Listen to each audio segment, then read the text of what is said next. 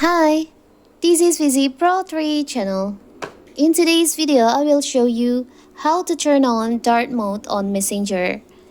Before we get started, don't forget to subscribe and turn on the notification to keep you updated about this channel.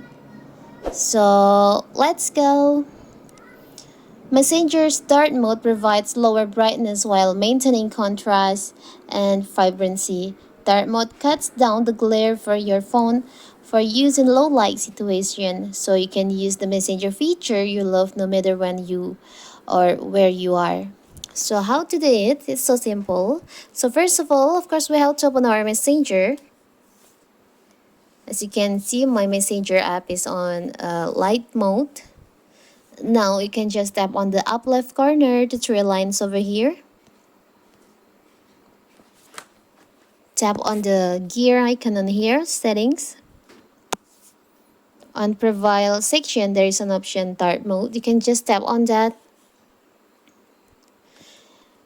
If you want to turn on, you can just tap on turn on. So your dark mode on Messenger is active. But if we want to use system is when your phone is on a dark mode, so your messengers will be on dark mode too. And what if you change your phone settings to light mode, so your messengers will be turned into light mode too.